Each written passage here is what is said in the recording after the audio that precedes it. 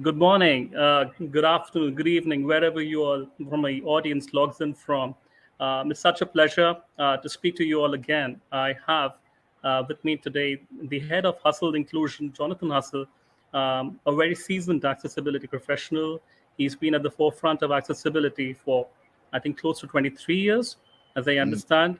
It's a huge, over 2 decades of work that he has done in the space of accessibility, a seasoned professional in this space. And the interaction today is more holistic. It is beyond just a checkbox of compliance to accessibility, and how organizations can change, metaphorize into being truly inclusive, which means beyond, of course, the technicalities of their website, their applications, their content. How can they make it a cultural shift, something to be adopted across the organization? And to speak on this today, I have the honor of hosting a very eminent personality in the space of accessibility, logging in from the United Kingdoms. Please welcome Jonathan Hustle. Thank you. It's very, very good to be here with you. Looking forward to a really interesting session. Likewise, Jonathan, thank you so much. Jonathan, before we delve deeper into the subject, for the interest of the audience, um, if you could just give me a short introduction about your journey in the world of web accessibility and inclusive designs, and what inspired you to focus on this area as a subject of your career, your interest. So a couple of things happened around about the turn of the millennium. Okay. I was recruited into the BBC. And at the same time, my nephew Carl was born. So he was born with a condition called spina bifida, which means that that's a disability. It means that he cannot walk. He uses a wheelchair. He's slightly autistic and he has a learning difficulty. So what that meant was that I had a personal investment in the whole area of disability. And my job at the BBC was standards and guidelines. So it was my job to try and codify what best practice looked like across all Mm-hmm. of the BBC's digital activities. And one of those was how people like Carl were going to be able to, get the best from all of the things the BBC did, on Okay. websites, on mobile apps, in video on demand services. So I had a personal interest, if you like, but also it was my professional opportunity to Mm-hmm. start making the BBC at that time more of the type of organization it always wanted to be. It had been doing, if you like, accessibility on the TV, captions, sort of signing, audio description for years and years and years. We're now in the digital era. How do we do that for everybody? How do we make sure that everybody is able to benefit from the sort of services that they bring? That was my part of my role, and I made it more and more of my role as through my Mm-hmm. time there. I absolutely resonate the thought, when somebody has a personal story. So, for the larger audience who might not be aware, I've never shared this before, but my grandmother had glaucoma, which was progressive loss of vision due to uncontrolled diabetes, and it was also one of the reasons why she accidentally lost her life. It was the lack of vision. And I feel people who are in this space, who are working for a better tomorrow, have a personal story Yeah, behind it. And yeah, that's where, when the pain is so tangible, is that translates into having a passion, a very strong call to action towards the cause. And and that's where something I saw unanimity in why you came into this, and similar to my story. So mm, absolutely, thank you so much for sharing it with the you're larger welcome. audience, Jonathan. Thank you for sharing yours too. My pleasure.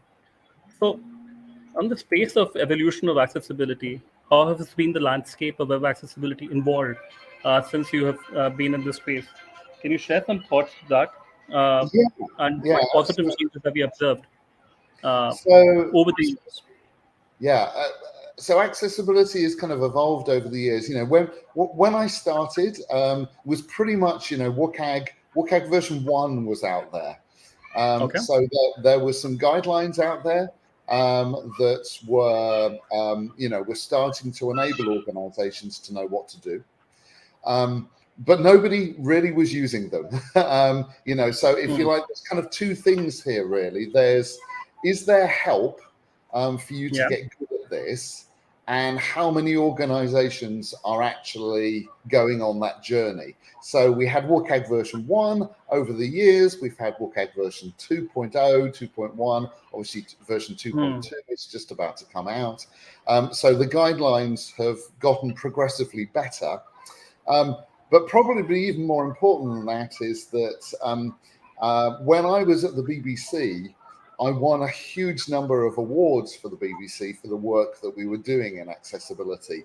Okay. And around about 2008, I started to not actually feel particularly good about that anymore. It's great to win awards, but if you're winning awards every year, what it means is that nobody else is coming with you on the journey. We were Yeah, yeah. brilliant accessibility at the BBC, but nobody else could touch us. And that wasn't okay with me. I wanted, if you like, to change the world rather than change the BBC.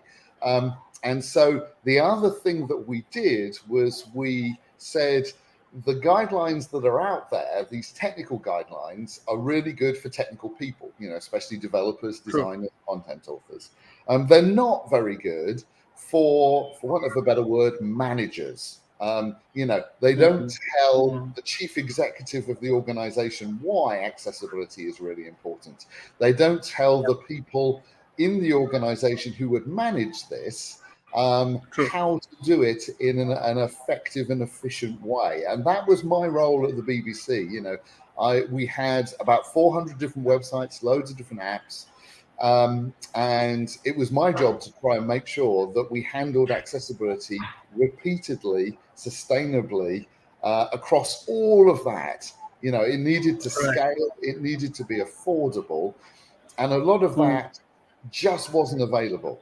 So what I started to do was to write, at that point, the British standards on accessibility that fit Okay. around, if you like, WCAG, and say WCAG is really great for technical people, but for an organization to get good at accessibility, you actually need to think about this in a holistic way. And so that's the other thing that we're kind of seeing is organizations over time saying, yes, we want to do this. How do we do this in a way that makes sense for us as a business? That's the kind of key thing that Right. has evolved. Yeah, I absolutely, when you speak this, I can understand it that, yes, I come with a technical background, I'm an engineer, but Mm-hmm. often the language which programmers understand or the developers understand is not necessary as simple for a common man who does not have, initiation in the subject. And it's just not important to develop apps. It's also important, can we make it more simplistic? So that an end public who does not have much initiation on the subject and is also a person with disability can he interact with it. We can't set some eligibilities in place that only if you are so qualified is accessibility available for you.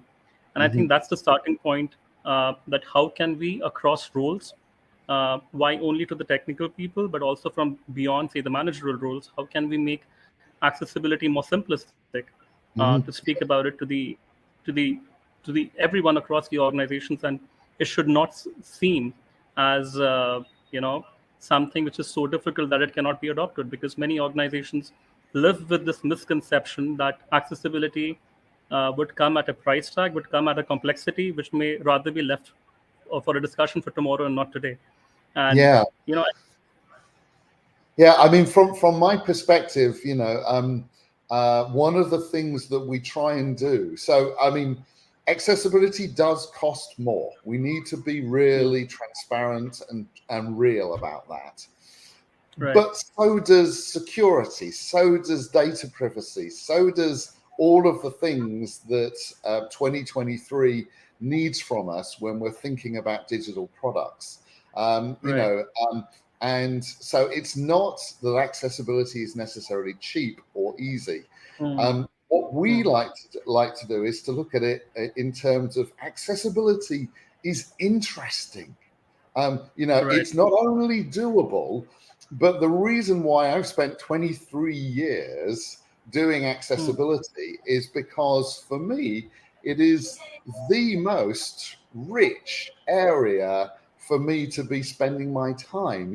I have to be thinking across Gotcha. accessibility from a legal perspective, from a technical perspective, from a managerial perspective, from an innovation perspective, from an ethical perspective.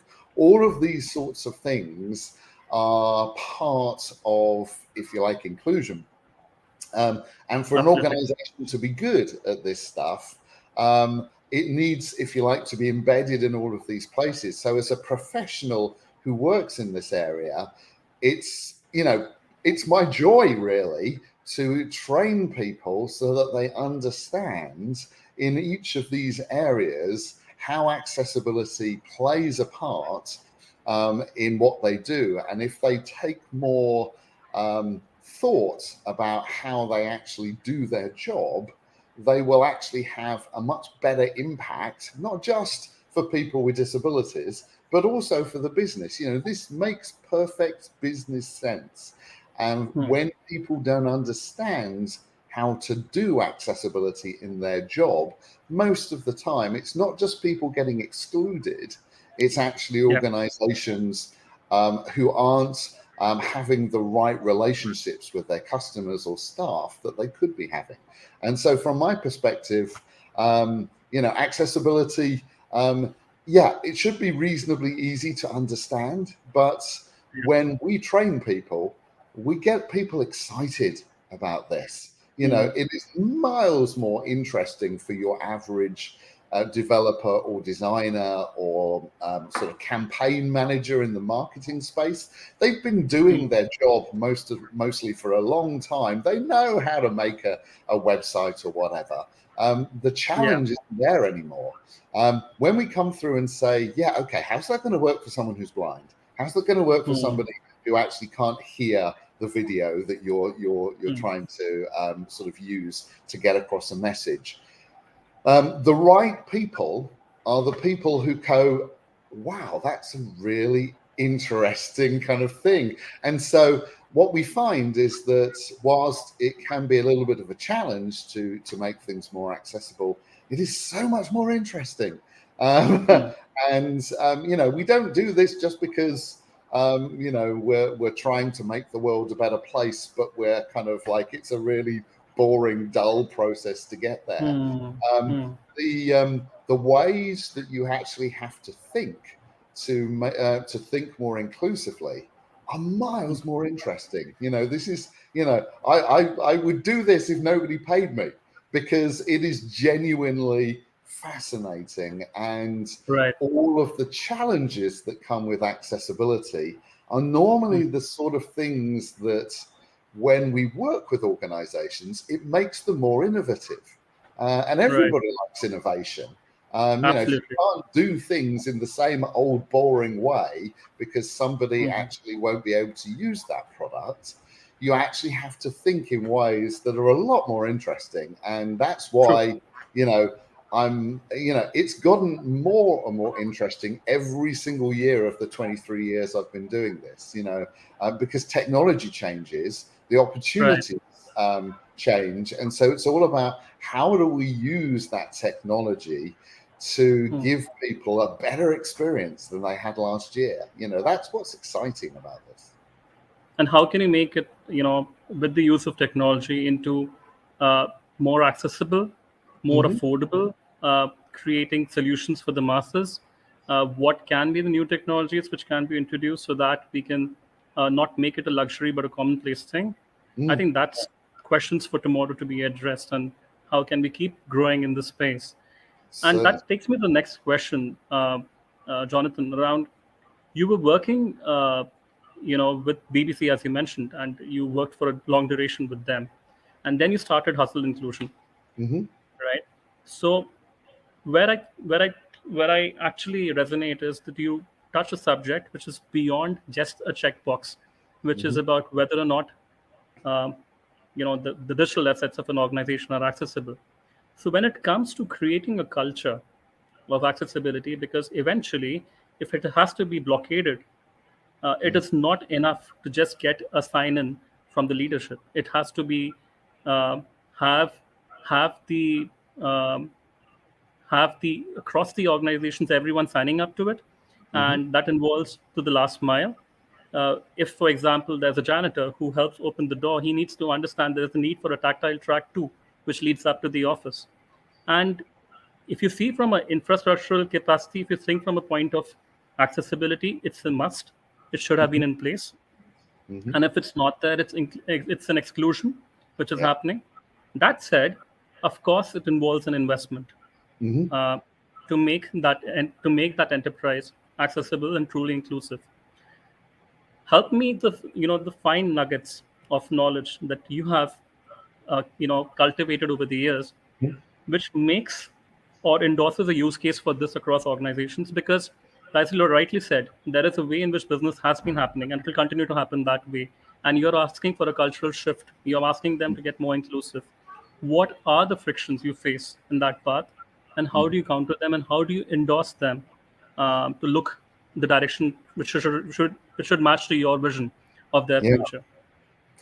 So the way we tend to think about things is that you need to take everybody with you. If you're the person within an organization that cares about this sort of thing, you can't do it on your own. That's the key thing. You will burn out really, really quickly if you are the sole person trying to make your organization accessible. So you need Hmm. to get people on side, if you like. You need to recruit a set of people around you who will say, actually, yeah, we want to follow, and there's something here that we need to do. Different people have different things to gain from an Hmm. organization doing accessibility better. So the first thing that we do is we try and work out how to help organizations motivate their people. And there are lots of different benefits that you can get from accessibility. But the key thing really is to enable you to listen to the people who you want to get bought in to what you're trying to do, and to say, okay, what are your aims as Hmm. for that part of the organization? So, the whole organization could be to make more money, to have more customers. So it's kind of like, okay, if we can help you understand how doing Hmm. accessibility can get you more customers, you're probably going to do it. Um, Right. so that, for example, might be talking to a product manager. They're always wanting more people using their product. Well, if you can True. say to them, actually, if you make your product accessible, potentially 40% of the people who need accessibility, who aren't using your product at the moment, so 40% of the population will be able to use your product who can't at the moment. Suddenly, that person is going, this accessibility inclusion thing is actually helping me get what I want. Okay, let's continue talking. And it would be the same with anybody in the organization. A lot of it's 2023. Diversity, equity, or equality and inclusion are key aspects for most organizations. Most organizations have some sort of head of diversity and inclusion there. But Right. they probably don't know about how that works in the digital space. For example, if an organization says we want to be inclusive, we want everybody who has the right skills to be able to work for us, then chances are there is something there that talks about we want a diverse workforce. We want a workforce that includes all of the, if you like, types of people in the population, and that includes Right. people who have a disability. So what you find is lots of diversity and inclusion people are especially keen on neurodiversity.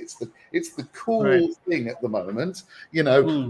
we need to recruit more neurodiverse people. A lot of the time, they don't really think that all the way through. So, for example, if you want to recruit people who are dyslexic or autistic, have learning difficulty, then the way that you do communications all the way through that person's employment journey with you, from the way that you advertise a job, to the recruitment process, to the onboarding process, to all of the communications and all of the digital tools that that person will use in their job day to day, all of that stuff needs to be accessible for them. Absolutely. And if it isn't, you haven't actually recruited a diverse workforce. You've actually recruited a workforce who can't do their job because you haven't given them the tools. So True. for us, it's very much about, so we talk to D&I people and we say, for you to be successful, you need to think about this. And we do that throughout organizations, even down to the level of those people who are the practitioners. Right. Why should a developer care about accessibility in 2023? Well, it's kind of really simple, which is, if you can't do this, you can't work for Apple or Google or ServiceNow or the BBC Okay. or any of those big organizations that you might want to work for, because they won't touch you unless you can do this. So, you Yes. can, so accessibility is part of what you need in your skill set to be able to have the career that you want to have. And these are the sorts of things that we do. So we try and enable organizations and the different people in an organization to understand how this stuff can benefit them. That's getting the kind of heads in place. The other thing is what we were talking about at the beginning. You and I both got into this subject because we had a personal relationship True. with somebody who had a disability. But Right. a lot of people out there, have not met, as far as they're aware, somebody with a disability. So that heart knowledge, if you like, is not there Right. with them. Um, Right. so what we do, we do a thing called that we call speed dating, which is that we allow people in an organizations to actually chat to people who have disabilities and actually say, yeah, how do you use our website? Like what's good about it? What's not so good about it? How does it work? So they are actually putting a human face to the sorts of accessibility, if you like, rules that are there in WCAG. Why should I, add captions to my video? Well, because the person I was talking to yesterday can't get the information in it if I don't do it. Okay, so I now know, yes, there are millions of people who need that. Right. That's the head knowledge, but the heart knowledge is I've met someone as well. And so this becomes more of a personal thing rather than just, if you like, kind of like something which is about business. Yeah, I absolutely, agree with you there, Jonathan, that it has to have a dual effort of hearing the noise of the brain and the heart talking on the subject. It cannot just be a pure play in either of the two scenarios. Mhm. And the second part, which you spoke about, around not having past interaction. And I know this for many developing countries, there are separate schools which we have started for people with disabilities and for those who are non-disabled. And the problem with that is that once we come as new incumbent batch of developers, of leaderships, managers, they have never throughout their life ever interacted with a person with disabilities. They don't know the challenges involved. They don't know the solutions to those challenges. Nobody has actually spoken to them about what could happen or what potentially or how can they build their product. And what happens is we assumptions start playing into getting into play that whatever we're building, of course, it would by default be accessible, which isn't the case, Hmm. right? Or if it's not, how many people are getting excluded? What is the cost of that exclusion? These subjects aren't touched on. So Yeah. when you spoke about, and I feel what happens is that the heart speaking or the compassion or the thought of what is the cost of exclusion requires in-person interaction. Mhm. Without that, you will never understand the pain Yeah. of what is, because you're not part of that group. So Mm. that's where I think the gap happens, and that's where I think it should be made a part of cross organizations. That as you including a new batch of joinees, they should, even if it's just for a few hours, get to interact with the differently abled audience in the organizations, because that ways they would understand in their own business or in their thematic space which they would be working, how can they develop solutions which do not exclude accessibility. I Yeah. think that's something which should be made, uh, if I would have my way, mandatory across organizations. Yeah, I completely agree. I'd probably go a little bit more than that, because what I've found is that our speed dating completely changes people. But I know that it doesn't change people as much as one other thing, which is even better, which is actually having people with disabilities in the teams. True. So, and I'm not talking about, if you like, co-design with people with disabilities where you recruit some people to kind of help for a bit. I'm talking about recruiting people with disabilities into the teams. It is really, really difficult for somebody in a digital team to say Hmm. accessibility isn't important if the Hmm. person sitting at the desk next to them has a Very true. disability. What that Very true. does is it says, you don't forget about it then, because that person hopefully is your colleague and friend. And Right. if you're thinking, is this going to work? You can ask them. And Absolutely. suddenly, so, part of what we're talking about here is ways of trying to get over the problem, which is that a lot of people with disabilities are not in the workforce the way they should be. Hmm. And organizations that we're working with, people like the HSBC, I think you've been speaking to recently. One of the great things that they're doing at the moment is recruiting some accessibility apprentices who have disabilities, Right. to make that happen in the team. It's why it's so important for people with disabilities to be on teams. My team at the BBC, about half of the Hmm. people in my team had a disability. My team here at Hassel Inclusion, a lot of people in the team have disabilities as well. You wouldn't know it. We don't talk about it all of the time. A lot of disabilities are not, you can't see by looking at somebody. But actually, uh, the diversity, that's the reason why people are interested, if you like, in diversity. If your organization has people with disabilities within it, you will start doing this stuff because they're there, and because you Right. understand that if you aren't doing accessibility, you are actually hurting the person sitting next to you. And that's just, every person on the planet would understand that that was a bad thing to do. So yeah, Absolutely. that's one of the things that we're really, really keen on, is to try and help organizations really get people with disabilities into the organization, and also get them the digital tools that to enable them to thrive. A lot of our clients these days are software as a service companies who create digital tools that people use in their jobs. And those companies need to make sure that those tools are accessible, so that when you Right. hire somebody with a disability, they can use the tool. And so, this is what it's all about, if you like, in 2023, I think. Help me with the next question I had, Jonathan. Uh, Hmm. we are very passionate about the subject of accessibility, but often there is a lack of awareness, and there is an immense possibility of collaboration, because it is good to have a reservoir of knowledge, but then it becomes equally important and a responsibility to increase the reach of that knowledge across, uh, I wouldn't say just your country, across the world.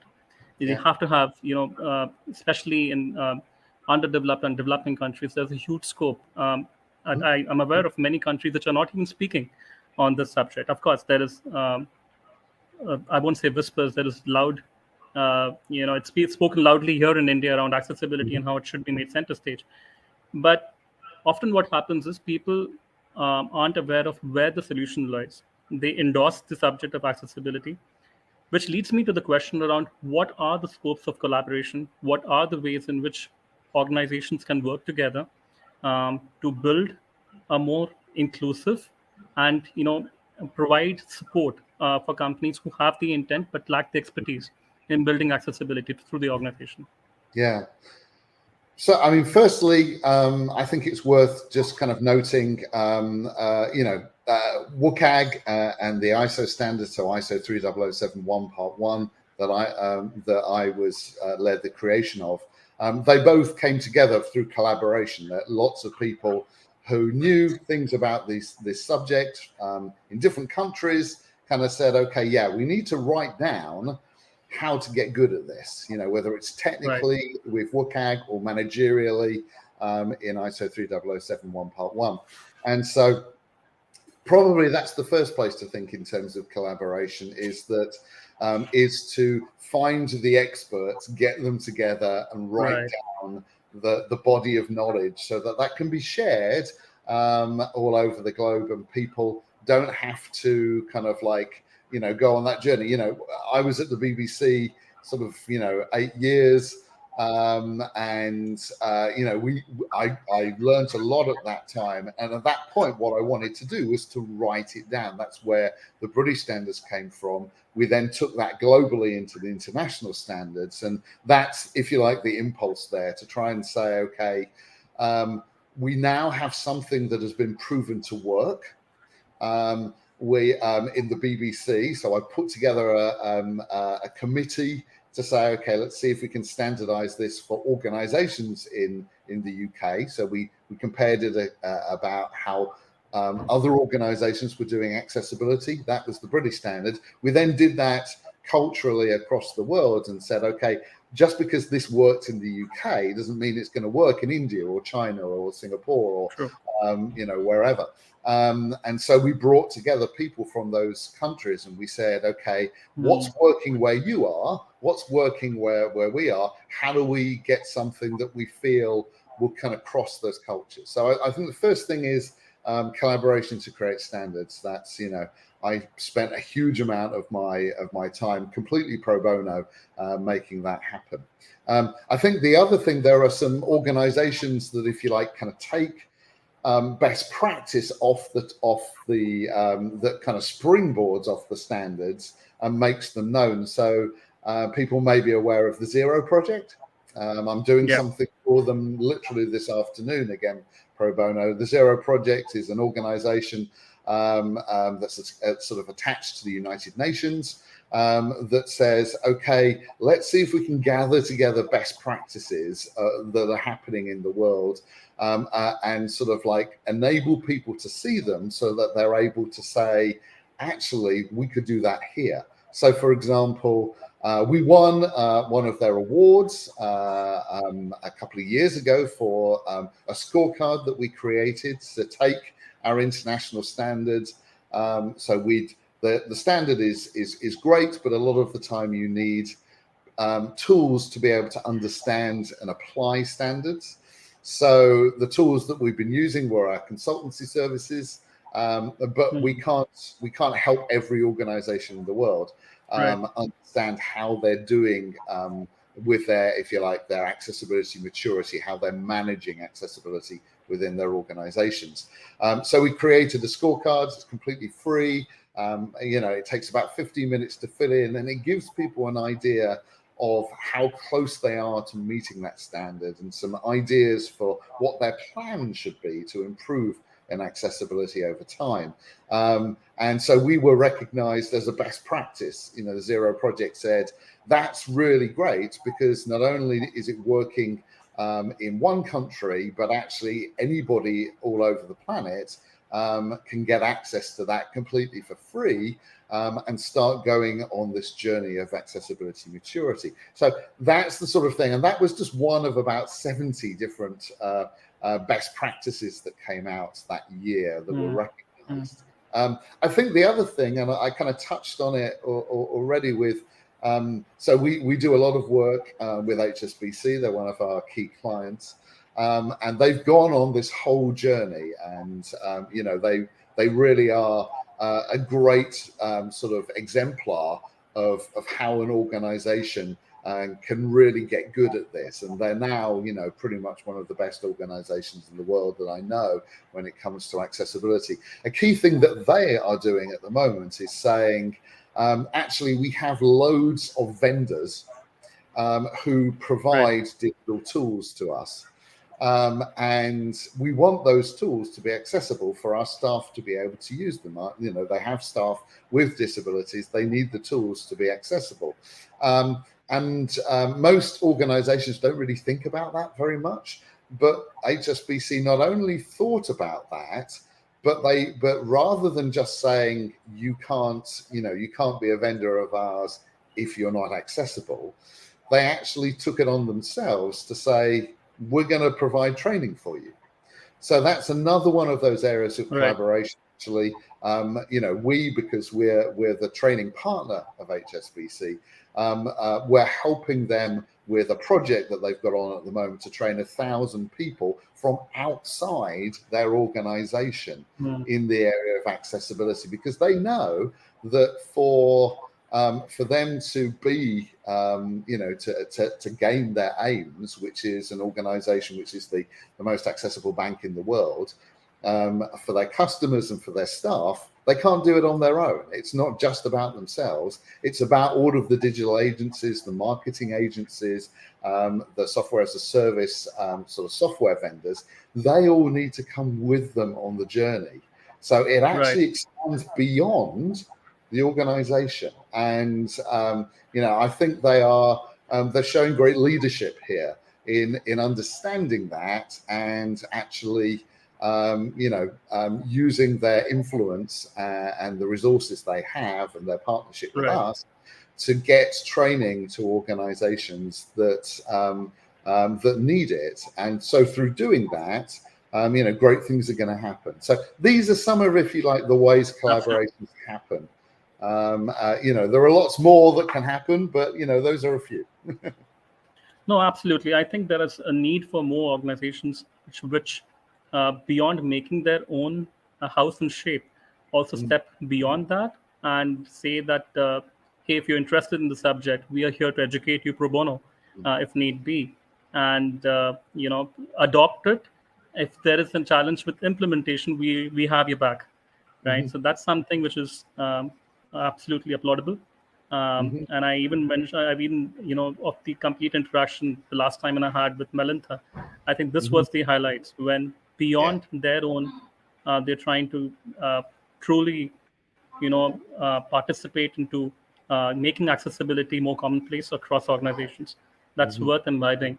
The last question for the day, and I understand I would want to continue as far as possible and have a longer conversation, but given the constraints that we have, what is the future of accessibility and how can we make it more affordable and more accessible? What are those steps which you, as a practitioner and such a seasoned one, suggest?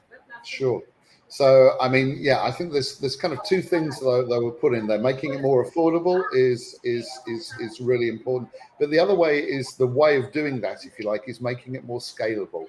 One of the interesting things that we're finding that comes out of the international standard is when we were creating ISO 30071 Part 1, we were very, very clear that technology would move forwards.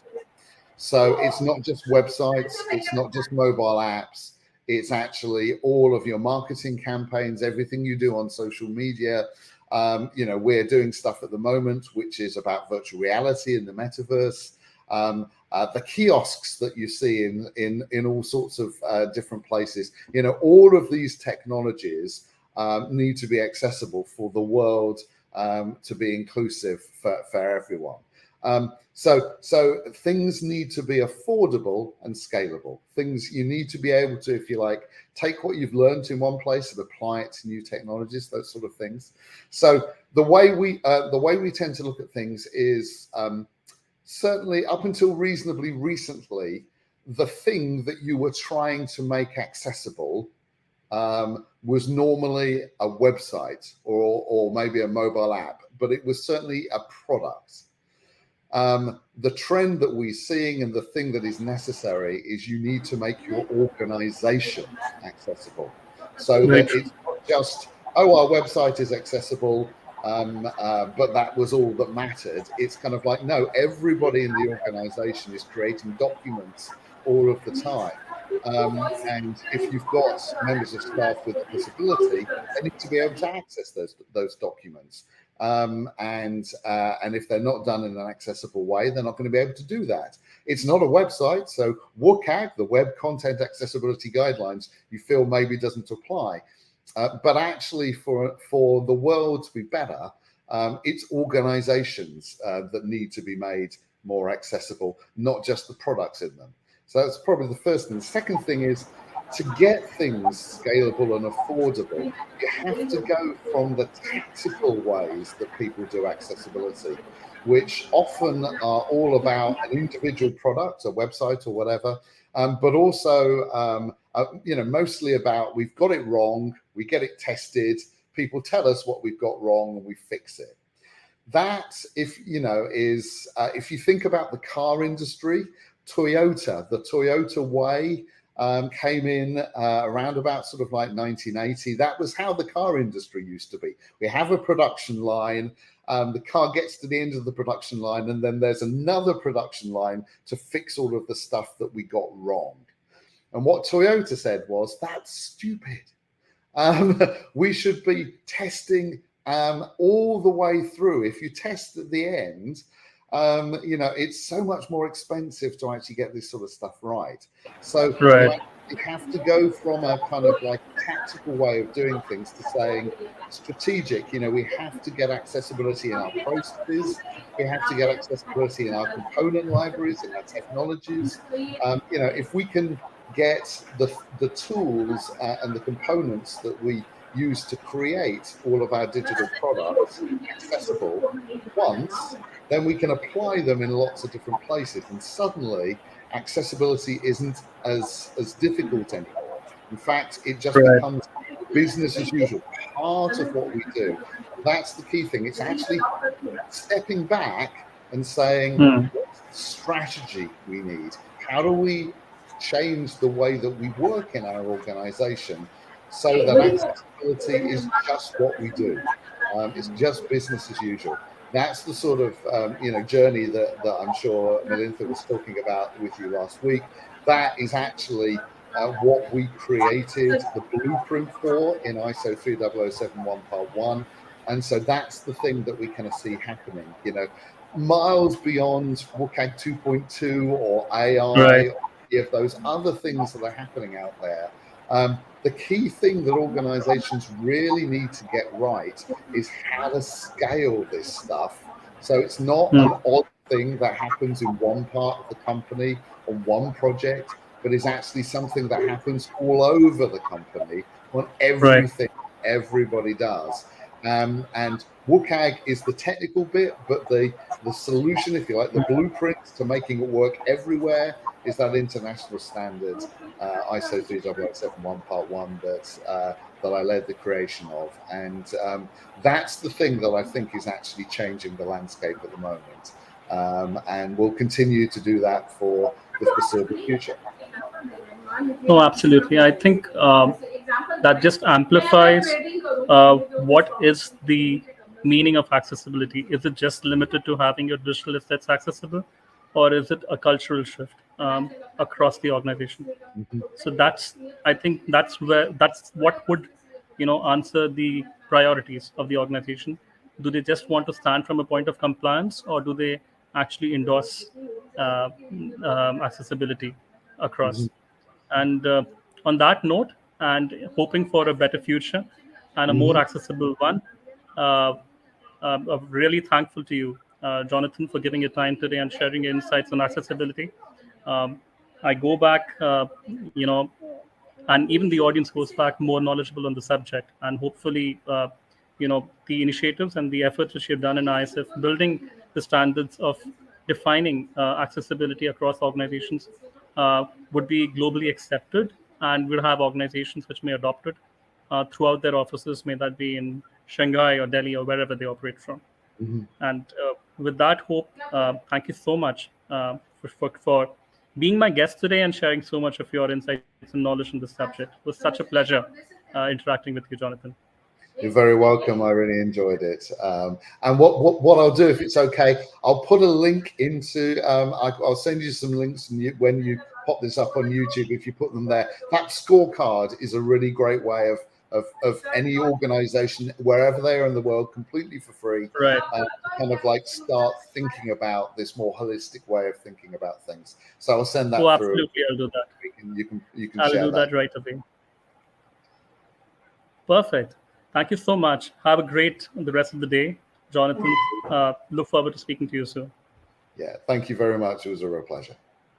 Take care. Bye. Bye-bye.